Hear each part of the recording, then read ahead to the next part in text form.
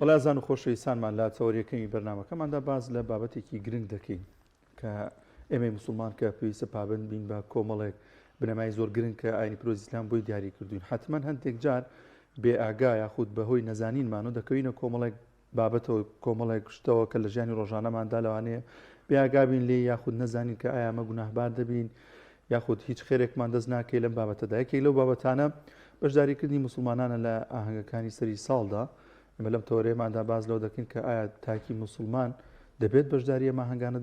هەنگانە بکات و پیرۆزبایی بکات لە خەڵکانی دیکەوە بە جەژن هەندێک جار ناوی ببات. ئێمە گفتوگۆی زیاتری ئەم بابەتە دەکەین لەگەڵ میوانەکەمان بەڕێز دکتۆر شاخەوان سیا مەنسووری مامۆستای ئاینی. مامۆستایان زۆر بەخێر بێت. مامۆستا هەندێک جار موسڵمانان ینی بێ ئاگایان پێی وایە کە شتێکی ڕۆتینی و کولتورە و زۆ تەبیعیە بەشداری کۆمەڵێک بابەت بکە بەشداری کۆمەڵی شت بکە. یەکێک لەمانە کە لەسەری ساڵدا بەشداری ئاهەنگەکانەکەین یان زۆر شتی دیکە موسڵمان تی ئەکەوێ ئەمە چۆن وێنە دەکەی بەڕێستان؟ بسم الله الرحمن الرحيم الحمد لله رب العالمين وصلى الله وسلم وبارك على سيد الأولين والآخرين محمد وعلى آله وصحبه أجمعين. صلاة خواهي پروردگار لجنابتان ولا بيتسران وبينلاني كنالي أسماني بيا دیارە گرنگە باس لە هەر بابەتێکەکەی ڕەگ و ڕیشەکەی باسکەی سەرەتا، چونکە کاتێک ڕەگ و ڕیشەی بابەتەکەت زانی ئاسانتر بەرامبەرەکەی حکومەکەی پێ قبول ئەکرێت. جارێ ئەم جەژنەی کە پێ ئەوترێ کریسمس، خۆی وشەی کریسمس ینی عید و میلادی ڕەب، جەژنی لەدایکبوونی خوا، هەر ناوەکە پیان وایە جەژنی لەدایکبوونی خوایە نەعوذ بالله. ئێمەش پێمان وایە خوای پەروەردگار لەم یەلید وەلەم یولد وەلەم یەکن لەهو کوفوەن ئەحەد. هەموو ڕۆژە لە نوێژەکان ئەیخوێنین. نەسارا نە لە تەوراتە نە لە ئینجیلە نە لە عەهدی قەدیمە نە لە عەهدی جەدیدە ڕۆژی دیاریکردنی پێغەمبەر عیسا دیار نییە ڕۆژەکە بە تەحدید بڵێن ئەو ڕۆژە لەدایک بووە و دانراوە بە سەری ساڵی زاینی، بەڵکو بەشێکیان پیان وایە 25 دوانزەیە کە ئاهەنگەی گێڕن بەشێک لە نەسرانیەکان گاورەکان، بەشێکیان پیان وایە مانگی یەکە، بەشێکیان مانگی یەک ئەم ئاهەنگای گێڕن. لە بینی خۆیانە جیاوازیان هەیە. قورئان باسی ئەومان بۆکە کە پێغەمبەر عیسا جارە لە زستانە لەدایک نەبووە، لە زستانە لەدایک نەبووە، ئەمان لە زستانە ئەم ئاهەنگای گێڕن. قورئان فەرمێیە لە باسی مەریەمە وهزي إليك بجذع النخلة تساقط عليك رطبا جنيا. خورما كاتيك بيئقا لا گەرمای بەهێزە دارەکە بجوڵنی خورماکە بەرە بێتەوە. تساقط عليك رطبا جنيا واتە لە سەرمایە خورما هەم پێ ناگات هەم بیشی جوڵنی بەرنابێتەوە گەر پێوەی بێت. ئیدەن پێویستی بە گەرمایەکی زۆرە، پێویستی بە گەرمایەکی زۆرە. لە ئینجیلە ئەڵێ لە هاوینە لەدایک بووە، ڕۆژەکە دیاریکراونی ئاگادار بێ، ئەڵێ لە هاوینە لەدایک بووە. لە هەندێک کتێبی نەسارایە ئەڵێن کاتێک کە پێغەمبەر عیسا لەدایک بووە فەلاحەکانی ئەو سەردەم و ئەو منتیقا لە سێبەری گوڵە گەرمەکانە ئەحەوانەوە ئیسراحەتیانە کرد. ئیدەن زستان نەبووە چ لێ زستان وەنیە هەر هاوین بووە. ئەمە دەربارەی مێژۆکە جارێ ئەسڵن مێژۆکە بۆ خۆی خلافێکی گەورەی تایە. پاشان بابەتێکی ترکە ئەمان با بۆ ناو ئەوە ئایا ئەم بەناو جەژنە چۆن دروست بووە؟ وەنێ خۆ لە خۆیەوە دروست نەبووە.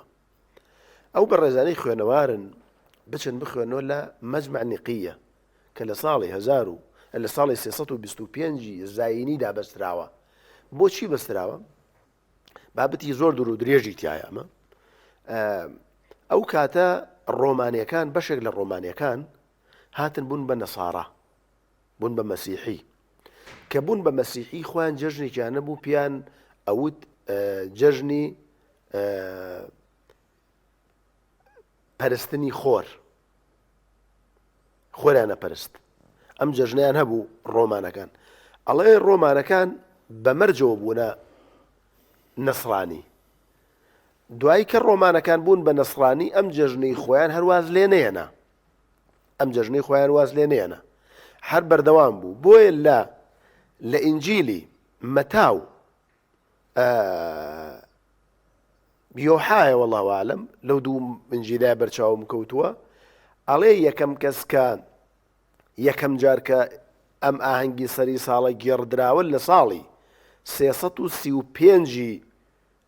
زاینیدا بوو واتە 10 ساڵ دوایەوەی کە ڕۆمانەکان بوون بە نەسڕانی لەسەر ئەم جەژنە بەردەوام بوون ئەم جەژنی وەثەنیە ئەمە جەژنی وەثەنیە چونکە ئەوان پیان وا بوو کە خۆر خوایە ئەم جەژنەیانە کرد ئەم جەژنە بوو بە ئەم جەژنەی ڕۆمانیەکان بوو بەی نەسڕانیەکانیش دوایی لەسەری بەردەوام بوون دوای شێوازەکەی گۆڕا بەڕێزان شێوازی جەژنەکە گۆڕا لە توقوسێکی تەنها ڕۆمانیەوە کۆمەڵی بابەتی تری تێکەوت کۆمەڵی بابەتی تری گرنگە ئینسانی موسڵمان بیزانێت ئەوان تەماشاکە پیان وایە یەسوع عیسا کە بە عیبری پێدرێ یەسوع بە لە قورئانیشدا بە عیسا عەلەیهی السەلام ناوی هاتووە پیان وایە کە عیسا یەکێکە یعنی خلافیان هەیە هەندێکیان پیان وایە عیسا عەلەیهی السەلام کوڕی خوایە هەندێکیان وایە پیان وایە قورئانە فەرمێ وقالت النصارى مسيح ابن الله مسيح پێغەمبەر عیسا کوڕی خوایە هەندێکیان ئەڵێن نە کاکە مەسیح عیسا خۆی خوایە نعوذ بالله خوي خويا قرآن فرمي لقد كفر الذين قالوا إن الله هو المسيح ابن مريم كفر يعني كردوه كوتانا مسيح خوايا عندي كيتري بي وايا عندي كيتريان بيان وايا نا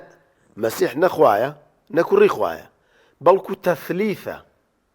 تثليث واتا باوكو كر لقى الروح القدس أخوا بيكيانا أمسيانة هرسي كان خوان خواش هرسي أمسيانة يعني أمسيانة يقدانا أم يقدانش أو سيانة هرسي شي هرسي بوچونكي قاوركان أويكا يانا وتا كري خوايا يانا وتا خوي خوايا يانا وتا أو خواه لو سيشتاكو بيت هيج بچوني كاني لقل ما يك بقريش هيج قرآن فرمي إن مثل عيسى عند الله كمثل آدم خلقه من تراب عيسى وكو آدم وايا چون آدم ببي باوكو دايك خوا خلقي كردوه يا عيسى ببي باوكو خوا خلقي كردوه أسايشة أوان بيان وايا خوا شو تسكي مريم دعي لمريم ولا دايك بوه وخويشي فرمويتي يا بني إسرائيل إني رسول الله إليكم جميعا إني رسول الله من بيغمبر أما قاوركان أمس يبوشون يعني كاتيك قاوركان كو أبنه ولا كنيسة كو أبنه ولا كنيسة كو مالي شعار يعني لو شعارنا علين فلنسجد ولنركع لصليب ربنا المخلد ما السجدة برين والركوع برين بو ربنا المخلد كما مثلا في عيسى عليه السلام مثلا في يسوع كاتي كمن ديم جرن بيروزا لا قاوركم بجداري لا جرن كانكم أما قناعة بيكردنا وتثبيت كردنا وتأييد كردني أو فكرة باطلية كبيان وايا عيسى خوايا يعني من ديم عليهم رواتي بيروستان بيت لدايق بوني خوا إيما لقل ديني إيما دا ناقون جيه إن الدين عند الله الإسلام بەڵام ئەوسە هەندێک دەڵێن پێکەوە ژیانی و پێکەوە ئاینی و ئاینی ئیسلام ڕێگەی دابووی کە ئەوە ینی ئاینەکانی دیکە ڕێگەیانە بێت و ئێمە بەشداریان لەگەڵا بکەین و ڕایەکی واژەیە هەنێک کەس مسلمان بەشداریەکە طبعا پێکەوە ژیان جارە لە کوردستانە ژیان هەر نەماوە تا پێکەوە ژیانە بێت کاتێک پێکەوە ژیانەیە ژیانە بێت لە کوردستانە ژیان هەر نەماوە پێکەوە ژیانێکی ئەمە یەک دوو من دراوسەیەکم مناڵێ بێچم پیرۆزباییلێکم با مەسیحی بێت با یەهودی بێت ژنێنێت ئەچم پیرۆزباییلێکم لە نەخۆشی چاکە بێتەوە چم پیرۆزباییلێکم لە سەفەر دێتەوە ئەچم بە خێراتنەوە یەکەم پاشان با مەسیحی جوولەکەش بێ با مەسیحی جوولەکەش بێ خانوویەکی تازاکە ئەچم پیرۆزبایی لێکم جلێکی تازاکە دەبێت چ پیرۆزبایی لێکم ئەمە شتێک نییە بەڵام کاتێک کە ئەڕۆم پیرۆزبایی جەژنێکی لێکەم ئێمە لە ئیسلامدا عیبادەت تەوقیفیە ئەو عیبادەتانەی کە ئەکرێ ئەبێ ئیلا بەڵگەیەکە بێکە بیکەیت ئەمە کاکەم معنایەوە نیە پێکەوە ژیانم قبول نییە من پێکەوە ژیانم قبوڵە بەڵام توانەوەم قبول نییە توانەوەی خۆم قبول نییە لە تۆیە وەکو چۆن تۆش توانەوەی من خۆتە قبول نییە لە منە وەنیە ئێمە لە شریعەتی ئیسلامە کۆمەڵی سنوورمان هەیە چۆن هەموو حیزبێک هەموو ڕێکخراوێک جەنابتان بەرنامەکەتان کۆمەڵی سنوورتانە ئێستا نابی ئەو سنوورانە بەزێنێ ئێستا من لەگەڵ جەنابتانە لەم بەرنامێ ئەبێ بچونە سەر مێزەدانیشم بۆ سنووری بەرنامەکەی تۆم بەزاند وەنیە ئەم ئاینی پیرۆزی ئیسلامەش سنوورێکیەیە وەکو چۆن زوڵم لێکردنیان حرامە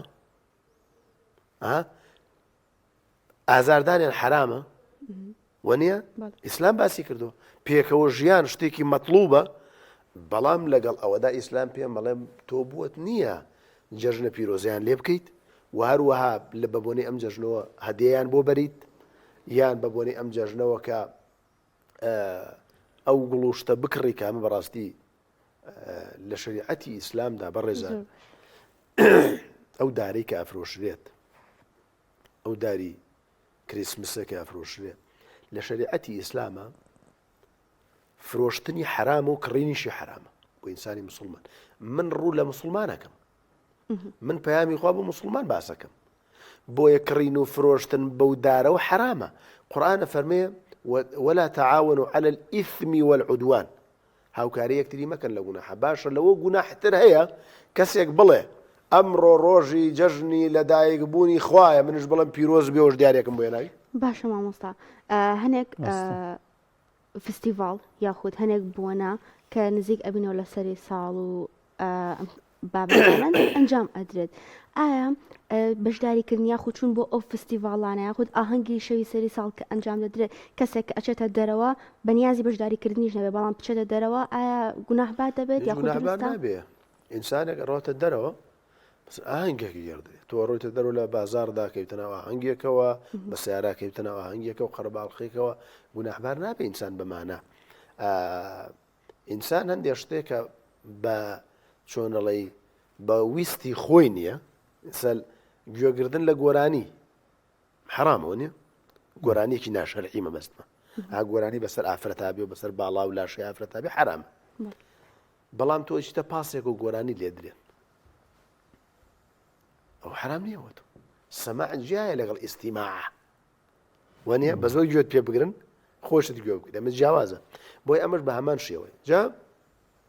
ئینسانی بڕوادار ئەبێ بزانێت ئەم بابەتی جەژنی سەری ساڵە عیبادەتێکە لای ئەوان عیبادەتێکە پێیان وایە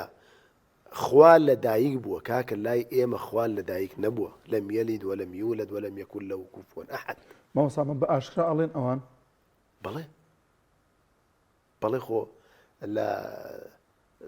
ئینجیلە ئاماژەی پێکراوە لە کتێب عهدی جەدید و قەدیمە ئاماژەی پێکراوە و لە کەنیسەکانە بەتایبەتی کاتی خۆی زۆر لە بەیت اللەحم لە فەڵەستین زیاتر ئەم ئاهەنگانە ئەگێڕدرا دوای ئەوە بڵاوی پێکرد ئێمە ئەبێ ئەوە بزانین پێغەمبەری خوا صلی الله عليه وسلم فەرمێ من تشبه بقوم فهو منهم هەر کەسێ خۆی بچوێنێ بە گەلێک لە عیبادەتدا و لەوانە نەک لە جلە وافەرمێ من تشبه ليس منا من تشبه بغيرنا ئەو کەسەی خۆی بشوبێنێ بە غەیری ئێمە لە ئێمە نییە و هەروەها پێغەمبەری خوا فەرمێ صلی الله عليه وسلم لا تكونوا إمعة فەرمێ ئێوە لەگەڵ کەوتوو مەبن کە بڵێن إن أحسن الناس أحسننا وإن ظلموا ظلمنا بڵێ وڵا خەڵک چاکە با ئێمەش چاک بین خەڵک خراپ بوو با ئێمەش خراپ بین کە ڕۆیشتە شاری کوێران دەست بگرە چاوتەوە نا ئیسلامان ناڵێ ئیسلام لە چووتە شاری کوێران دەستی کوێر بگرە بیپەڕێنەرەوە نەک دەست بگری بە چاوتەوە دەر بڵێ من کوێرم ئەوە غەڵەتە بۆیە ئێمە ئەو دەقانەی کە لە شریعەتی ئیسلامدا بۆ ئێمە جێماوە ئەوەیە کە ئێمە بە هیچ جۆرێک وەکو چۆن ڕێزیان لێگرین تەقدیریانەکەین دراوسێمە ڕەفیقمە ڕێزی لێگرم بەڵام ئێمە لە شریعەتی ئیسلامدا دوو جەژنمان هەیە ئەوان ئەگەر ڕاستکەن لەگەڵ دینەکەی خۆیانە پیرۆزباییمان لێ ناکەن لەو دوو جەژنەیە ئەگەر ڕاستکەن لەگەڵ دینی خۆیانە چونکە لا ئێوان جەژن نییە پێغەمبەری نازدار صلی الله عليه وسلم کاتێ تەشریفی مبارەکی بۆ شاری مەدینە برد ڕۆشتە مەدینە کە بینی فەرمووی ئەوە چییە تێڕۆڵای پێغەمبەری خوا ئەوە ئێمە دوو ڕۆژمان هەیە خەڵکی مەدینە نەلعەبو فیها جەژنە دوای پێغەمبەری خوا فەرمووی صلی الله عليه وسلم خوای پەروەردگار بۆتانی گۆڕی بە دوو ڕۆژ لەوە چاکتر عید الأضحى و عید الفطر ئێمە لە شەرعدا ئەو جەژنەی لە ڕووی شەرعیەوە پێوترێت جەژن نەک لە ڕووی لۆغەویەوە چونکە عید هەموو شتێکە دووبارە بێتەوە ئێم باسی شەرعیەکەین ئەو جەژنەی کە موسڵمانان بە جەژنی ئەزانن لە شەرعدا دوو جەژنمان هەیە جەژنی قوربان و جەژنی ڕەمەزان غەیری ئەوە جەژنمان نییە بڵێن ئێستا سەری ساڵە و با بڕۆین بەشداری بکەین لە ئاهەنگی جەژنی سەری ساڵە گوناحە ئینسانی موسڵمان ئەم بابەتەوە کو جەنابەت لە سەرەتاوە باسە کرد بە بابەتێکی زۆر بچووک تەماشایکە کاکە بابەتێکی بچووک نییە بابەتێکی یعنی ئەوسا دوای ئەم ڕوونکردنەوەی جەنابەت ینی پێ وانە ینی ئەوەی کە گوێ لێ ئێمە ینی پێشووتر لەوای نەزانی واشتێ ئەچێتە بابەتی بابی ئەوەی کە بێ ئاگا هاوبەشی بۆ خوا بەڵێ بەڵێ شەریک پەیداکردنە بۆ خوا کاکە دوێنێ پاپای ڤاتیکان ڕایگەیاند کە ئەم جەژنی سەری ساڵی کە ئەیگێڕن خۆیان شتێکی جاهیلیە خۆی ڕایگەیان دوێنێ پاپای ڤاتیکان ڕایگەیان کە ئەمە ئەسڵ وەزاسی نییە کەچی مسلمان هەڵەپەڕێ ئەمە ئێستا بەداخەوە مسلمان لە مزگەوتا نوێژەکە دوکانەکەی ڕازێنێتەوە مارکێتەکە و مۆڵەکەی ڕازێنێتەوە خێمە هەڵەدات گڵۆب دانێت ئەمە کارەساتە بەڕاستی 20 ساڵ پێش ئێستا وڵاتی ئەمەوانە بوو وردە وردان بابەتیان لا خەڵک ئاسایی کردوتەوە ئەم بابەتە بابەتێکی ئەستیارە بابەتێکە پەیوەندی بە عەقیدەوە هەیە بەڕێزن بابەتێک نییە بابەتێکی ئاسایی بێکاکە بابەتێکی عەقیدەیە تۆ ئاخر ئەی برای مسلمان یعنی تۆ بەو کابرایە ئەڵێی پیرۆزت بێ ئەمڕۆ ڕۆژی لەدایکبوونی خواکەتانە ئێمە گوناحە مامۆستا پێت وانە حجەج نییە بۆی کە بڵێ نەزانی هەر بۆ مۆبایلەکە بەدەستمەوە هەر لە گۆگڵ نووسە ئایا دروستە بە قوڕانی نەکەی کەێنێ مسلمان بەشداری بکات لە ئاهەنگی سەری هەر بنووسە ئایا دروستە ڕێک ئەوەش بۆ ئەهێنێ مەبەستم چییە دنیایە گوتار هەیە دنیایە معلوماتی زۆر باشەیە خۆداسا هەمووی بەوردی باسەکە مەبەستمەیە لەوانێ حجەیەکیش نەبێ بەدەستمانەوە بڵێن وەڵا نەمانزانی بۆن منە ئەمڕۆ لە ڕۆژگاری ئەمڕۆدا بەتایبەتی بۆ وڵاتی خۆمان من پێم وایە ئیقامە حوجەی هەموو کەس کراوە ئیقامە حوجەی هەموو کەس ئەزانێت هەموو کەس ئەزانێت کاکە ئەمە کارێکی خراپە ئەمە کارێکی باش نییە وەکو چۆن مەسیحیەکان ئەزانن کە ئەم جەژنی قوربان و ڕەمەزان هی ئێمەیە ئەوەی لەسەر ئەسڵی دینی خۆیان بێ بەشداریمان ناکە ئێمەش من پێم وایە مناڵەزانێت گەورە ئەزانێت بەڵامی تر هەندێک خەڵک توجارەتی پێواکە هەندێک خەڵک دێ ئەم گوڵا ڕازێنێتەوە نازانێ معنای چییە نازانێ معنای چییە یعنی کارەسات ئەوەیە کە مسلمان جاری وا هەیە لەگەڵ مەبدەئی خۆیان ڕاست ناکات مەبدەئی خۆی پێغەمبەری خوا صلی الله عليه وسلم کاتێک کە قوڕەیش ویستیان سڵحی لەگەڵا بکەن فەرمووی وەڵای ئەگەر خۆر بخەنە شانی چەپ ڕاستم و مانگ بخەنە شانی چەپم ما لەوەی ئەم دینە واز لێ بێنە ما تەڕەکت و وازی لێ نایەنم ئیمامی ئەبوو بەکر ڕەزا و ڕەحمەتی خوای لێ بێ کاتێک هاتن وتیان پێغەمبەری خوا وتیان محەممەدەکەت ئەبوو بەکر محەممەدەکەت ئەڵەیە ئەم شەو لە مەکەوە چوومەتە ئیسرا و میعراج چوومەتە قودس و لێوە بەرز بوومەتەوە فەرمووی وای وت وتیانە وتی ئەگەر وای وت وە ڕاست دەکات هەنی یەکسەر مەبدە ئینسان لەگەڵ مەبدەئی خۆیان بێت ئینسان کە لەگەڵ مەبدەئی خۆیان بوو سەرکەوتووە بەڕاستی بۆیە من داوا لە مسلمانانەکەم داوا لە برایان و خوشکان مەکەم ئەڵێم ئێمە وەکو مسلمان گرنگە پێکەوە ژیان لەگەڵ هەموو کەسێکدا نابێ زوڵم لە مەسیحی بکەیت نابێ زوڵم لە جوولەکە بکەیت زوڵمکردن حرامە لە دینی ئێمەدا ژن ئێنەیە پیرۆزبایی لێ بکە جلەکڕە پیرۆزبایی لێ بکە خانووەکە سەردانی بکە نەخۆشە سەردانی بکە بەڵام ئەم جژنی سەری ساڵە لای ئەو جژنی لەدایک بوونی خوایە لای ئێمەش ئەوە کوفرە چونکە خوای پەروەردگار لەم یەلید وەلەم یولد وەلەم یەکن لەهو کوفوەن ئەحەد ئەمە گەورەترین شەریک پەیداکردنە بۆ خوای پەروەردگار ولا تعاونوا على الإثم والعدوان بەشداریکردن لەو ئاهەنگە و قەرەباڵغکردنی ئەو مناسبەیە لە ناو خاک و وڵاتی موسڵمانانە. زۆر باش مامۆستایکەمە کۆتا پرسیار کەسانێک لەوانەیە دەستگێر بن ئیشان لە دەرەوە بە شەوام بچنە دەرەوە یاخود ئەوەی کە تەکسی پێ شەوام بچێتە دەرەوە دروستە لەو شەوەدا ئیشی خۆیان ئەنجام بدەن یاخود لەو شەوەدا کێشەیەکی نییە چونکە تۆ نازانیانی ئەو کەسەی هەموو شێوە لەوێ دەستگێر بوو هیچ کێشەیەکی نییە ئینسان ئەگەرەوە ئیشی ڕۆژانەی بێت